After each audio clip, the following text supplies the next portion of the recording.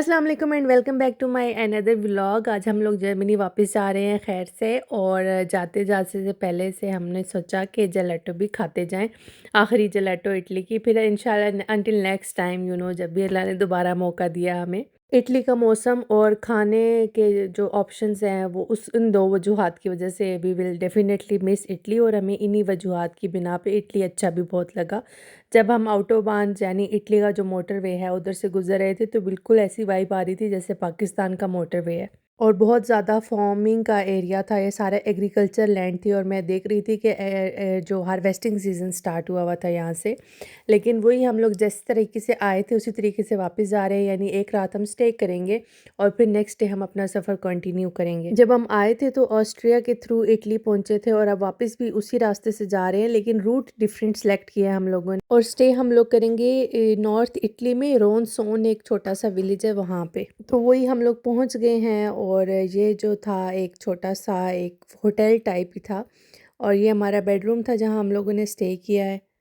इस टाइम काफ़ी रात हो चुकी थी, नहीं अंधेरा हो चुका था, शाम का टाइम कोई 6:30 था, लेकिन अंधेरा हो चुका था तो बाहर का व्यू हमें इतना नज़र नहीं आ रहा था। इसी होटल के साथ हमें शुक्र है एक रेस्टोरेंट भी मिल गया था, रेस्टोरेंट विकी।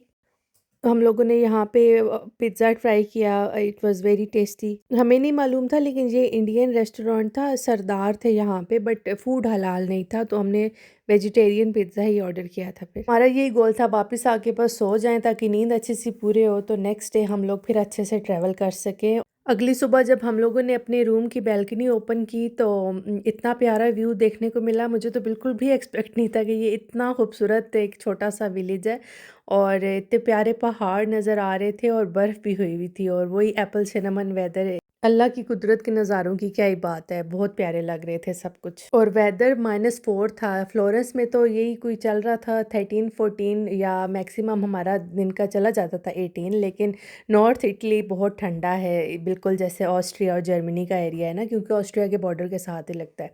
हम लोगों ने फिर नाश्ता किया जल्दी जल्दी, और फिर हम लोगों ने अपना दोबारा सफ़र शुरू किया। नाश्ता इट वाज़ ओके, इतना कोई आला तरीन नाश्ता नहीं था, लेकिन बस गुजारा हमारा हो गया था। वलिया कि यहाँ पे मैंने थोड़ी सी फ़ोटोज़ बनाई थी, लेकिन ज़ाहिर है इसका इंटरेस्ट नहीं होता फ़ोटोज़ बनवाने में इतना। लो बस ये बाहर से नज़र आ रहा था, और ये हम लोगों ने जहाँ पे स्टे किया था ना, वो ये कह रहे थे कि अगर आप हमें डायरेक्ट हमारे कॉल करके ऑर्डर करें तो आपको बहुत सस्ता पड़ेगा। तो अगर कोई मेरा ये व्लॉग देख रहा है जिसने मतलब नॉर्थ इटली विज़िट करना है तो उनके लिए मैं ये बता रही हूँ। और अदरवाइज़ वो कह रहे थे कि booking.com पे जो है वो पैसे ज़्यादा होते हैं, आप हमें डायरेक्ट कॉल करके बुकिंग करेंगे तो आपको इतने पैसे नहीं पड़ेंगे। हम लोगों का जो एग्जैक्ट सफ़र स्टार्ट हुआ था ना, जैसे पेट्रोल डलवा के, और हम लोगों ने खाने के रास्ते के लिए खाना भी पिक कर लिया था, क्योंकि ऑटोबान पे हमेशा मैंने ऑब्ज़र्व किया है कि एक छोटा सा मार्गरीटा का स्लाइस भी 8 यूरोज़ का होता है, और उससे इतना पेट भी नहीं भरता और बिल्कुल बेसवादा। तो मैंने कहा कि चलो हम लोग गरम गरम रख लेंगे, गाड़ी में कौन सा ठंड होती है, तो पास्ता हम लोगों ने साथ में ले लिया। तो प्रॉपर हमारा सफ़र शुरू हुआ ये 11:30 बजे, और अब हम लोग क्योंकि ऑस्ट्रिया की तरफ निकल रहे थे बोजन से होते हुए, तो ये सारे जो व्यूज़ थे बिल्कुल पहाड़ पहाड़ ही पहाड़ थे, और ऊंचाई और गहराई इस तरह के रास्ते थे, बहुत खूबसूरत। जो एक चीज़ डिफरेंस स्विट्ज़रलैंड से मुझे लगी कि स्विट्ज़रलैंड में जो है वाटरफॉल्स बहुत ज़्यादा आपको नज़र आती हैं, लेकिन यहाँ पे मुझे कोई इतनी वाटरफॉल नज़र नहीं आई। लेकिन कुदरत तो कुदरत होती है, खूबसूरती तो खूबसूरती ही होती है। अब हर अल्लाह ताला ने हर चीज़ को खूबसूरत ही बनाया है। जैसे-जैसे ऑस्ट्रिया करीब आ रहा था, हम लोग जो ही ऑस्ट्रिया में एंटर होने लगे थे, तो पहाड़ जो हैं उनका सिलसिला और ऊँचा होता गया था, और बहुत प्यारे लगना शुरू हो गए थे, और स्नोफॉल भी ज़्यादा होती गई थी। इटली से आउट होने से पहले और हम लोगों ने फिर टोल पे किया, ऑलमोस्ट पैसे बने थे तकरीबन 6.5 यूरोज़। स्क्रीन पे नज़र आ रहा होगा ऐसे ही बता रही हूँ कि यहाँ भी टोल टैक्स देना पड़ता है। ब्लू बोर्ड पे आपको नज़र आ रहा होगा, अब हम ऑस्ट्रिया एंटर हो चुके हैं जस्ट लाइक दैट। अच्छा, क्योंकि आप कार पे ट्रैवल करते हो ना, तो आपको लगता है कि आप एक ही रीजन में हो, लेकिन ऑस्ट्रिया का अलग कल्चर है, उधर से फिर इटली का टोटली अलग कल्चर है। तो ये जो कल्चर शॉक है ये फिर भी फ़ील होते हैं, और लेकिन आपकी साइकी में यही होता है कि शायद ना फ़ील हो, क्योंकि हम शायद कार पे जा रहे हैं या जो भी रीज़न होती है। बट आप जहाज़ पे जाएँ तो ऐसा लगता है कि हाँ, हम एक अलग रीजन में आ गए हैं और यहाँ पे अब सब कुछ डिफरेंट है। बट कार पे ऐसा नहीं फ़ील होता, बट जब आप उस जगह पे जाते हैं तो आपको फ़ील होता है कि नहीं यार, ये भी इक्वली डिफरेंट एक्सपीरियंस है, और इटली बहुत मुख्तलिफ है जर्मनी से। बस धूप हमें बहुत अच्छी लग रही थी क्योंकि धूप सर्दियों में वैसे ही अच्छी लगती है, बर्दाश्त हो रही होती है स्किन को और बंदा जितनी धूप ले उतना ऐसा लगता है जैसे स्ट्रेस दूर हो रहा है। जब हम जर्मनी से ऑस्ट्रिया आए थे और ऑस्ट्रिया से इटली आए थे ना, तो उस व्लॉग में आपने भी नोटिस किया होगा कि कुछ भी नहीं था, इस तरह का नज़ारे नहीं देखने को मिले थे। तो ये कुदरती तौर पे ये एक डिफरेंट रूट खुद ही सिलेक्ट हो गया था। बोज़न से ही आउट हुए थे, लेकिन आगे आके रूट डिफरेंट हो गया। रास्ते में रुक के फिर हम लोगों ने खाना शाना खाया, जो शुक्र है गर्म ही था, बिल्कुल ठंडा नहीं हुआ था, तो अच्छा डिसीजन था ये कि खाना साथ ही ले आए बंदा। इंसब्रुक से फ्यूसन की तरफ गए थे और ये जो आपको रिवर नज़र आ रही है ना, ये थी लेख रिवर, ये सारी थ्रू आउट लेख रिवर थी हमारे साथ। इस दफ़ा इतनी थकावट हमें नहीं हुई, लेकिन मैंने वो नोटिस किया कि हम जब आ रहे थे तो हम क्यों उतना थके थे। उसकी मेन रीज़न शायद ये थी कि हम लोगों ने बिल्कुल उसी टाइम शिफ्टिंग की थी और पिछले 1-2 महीने से, यानी आने से पहले जो पिछले कुछ महीने गुज़रे थे, हम लोग बहुत मसरूफ़ गुज़रे थे, ख़ास तौर पे उज़ैर। तो शायद उसकी थकावट थी, वो बाउश टल्ले की और नए घर की रेनोवेशन और फिर शिफ्टिंग बहुत हेक्टिक थी। हेक्टिक इस लिहाज से थी कि मेरे बस में जो चीज़ें थी वो तो मैं कर रही थी, लेकिन कुछ चीज़ें ऐसी थी जो उज़ैर ने मुझे हेल्प करनी थी पैकिंग करने में। तो जो आखिरी 2 दिन में, क्योंकि हमने स्पॉन्टेनियस ही अचानक ही डिसाइड हुआ था कि करनी है शिफ्टिंग, डिसाइडेड तो था लेकिन अचानक इस सेंस में कि हमें कुछ ऐसे काम थे जो एक बंदे ने आके करने थे और वो बंदा आ नहीं रहा था। जो ही वो बंदा आया उसने वो काम किए और फिर हम लोगों ने कहा चलो अब तो जाना है, घर छोड़ना है। फिर हम लोगों ने इटली आना था, कुछ इस वजह से इमरजेंसी थी ताकि हम लोग इटली से पहले-पहले हम लोग अपना शिफ्ट हो जाएँ। तो जो आखिरी 2 दिन थे वो तो बहुत अजीबो-गरीब से गुज़रे थे। फिर जो बस हम लोगों ने आखिरी 2 दिनों में डंप किया था बहुत सारा सामान। और हमसे जो जब हम शिफ्ट होना था ना, तो बिल्कुल भी समझ नहीं आ रही थी कि वाइंड अप कैसे किया जाए चीज़ों को। तो मेरी फ्रेंड है वो आई, Tania, special thanks to her, उसने देखा कि ये तो सब कुछ बिखरा हुआ है और इनका वाइंड अप नहीं हो रहा।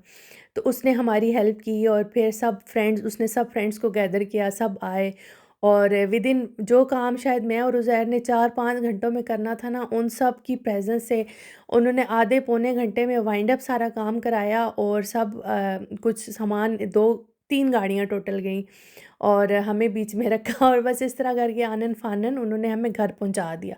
और फिर रात के 9 बजे मुझे याद है कि हम लोगों ने खाना खाया था, वो भी एक फ्रेंड ने खाना भिजवा दिया था। तो ये बात कर रही हूँ कि ये अच्छी चीज़ मुझे यहाँ पे लगती है कि अगर आप मुश्किल में होते हो, दूसरा खुद ही एहसास शायद कर लेता है कि इसकी हेल्प करनी है। इवन आप अगर खुद भी कह दो ना, तो हार्मनी इतनी होती है कि वो आपकी हेल्प कर देते हैं आके।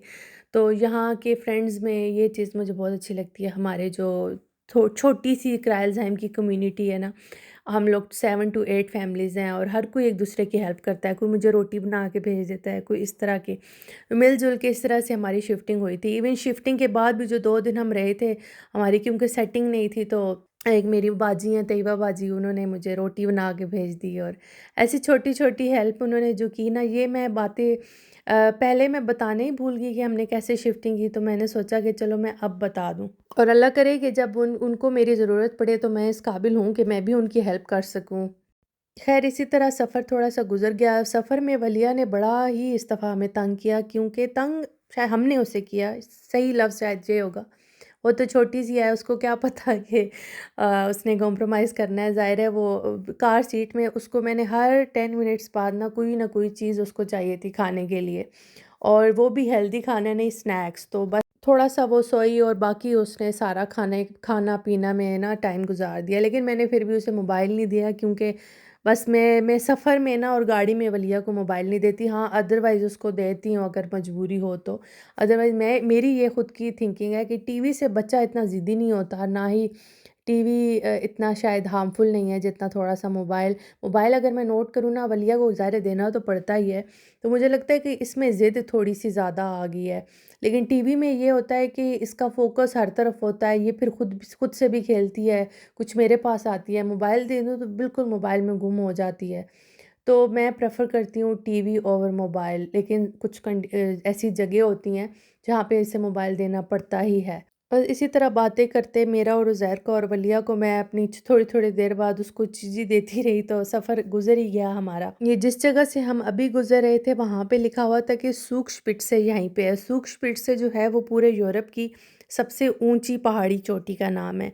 तो तो ये काफ़ी फ़ेमस एक स्पॉट है और जो यहाँ से हमने मैप्स वगैरह पे देखा तो वो इशारा कर रहा था कि इस तरफ है कोई। तो अब पता नहीं कौन-सा वाला पहाड़ जो है वो सूक्ष्मपीठ था। बहरहाल हम लोग थोड़ी देर वहाँ पे रुके और फिर दोबारा अपना सफ़र कंटिन्यू किया। ये बिल्कुल ऑस्ट्रिया और जर्मनी के बॉर्डर पे है सूक्ष्मपीठ से। और फिर एक टनल आया, उस टनल में ही जो है डॉइचलैंड यानी जर्मनी का आ गया साइन के हम जर्मनी एंटर हो चुके हैं। और फिर साथ में हमें मैप्स में भी शो हो गया कि हम जर्मनी एंटर हो चुके हैं। तो जर्मनी एंटर होते ही फिर वलिया को थोड़ा-सा हम लोगों ने खाना खिलाया, इसको भूख लग रही थी। और एक चीज़ हम लोगों ने नोट की कि जो ही ऑस्ट्रिया से जर्मनी में एंटर हुए ना, तो थोड़ी-सी देर के लिए जो लिमिट है, स्पीड लिमिट वो आई और जैसे ही स्पीड लिमिट ख़त्म हुई तो एकदम हर किसी ने जो है ना अपनी गाड़ियों को ऐसे स्पीड दी जैसे वो भूखे थे गाड़ी को स्पीड देने के लिए। शायद आप लोगों को पता ही हो ऑलरेडी कि जर्मनी का जो मोटरवे है, जो ऑटोबान है, उसमें अनलिमिटेड स्पीड होती है। लेकिन कुछ जगह बीच में ऐसी होती हैं मोटरवे पे जहाँ पे स्पीड लिमिट होती है। तो ख़ैर रोशनी-रोशनी में ही हम शुक्र है जर्मनी एंटर हो गए थे क्योंकि जर्मनी की जो है रोड्स जो हैं वो ज़ाहिर को रोड सेंस है काफ़ी, तो फिर उन्होंने टेंशन फ्री होके ड्राइव किया। शाम तो वैसे भी जल्दी हो जाती है लेकिन हम लोग 6 बजे के करीब जो है अपने शहर क्राइल्सहाइम में पहुंच गए थे। जो ग्रोसरी था वो हमने एक फ्रेंड्स को बोल दिया था कि वो हमारे लिए करके रख लें।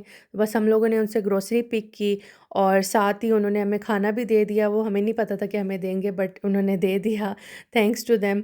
तो मिलते हैं एक दूसरे व्लॉग में जहाँ पे मैं बताऊँगी कि जर्मनी आते ही मैंने क्या काम किया।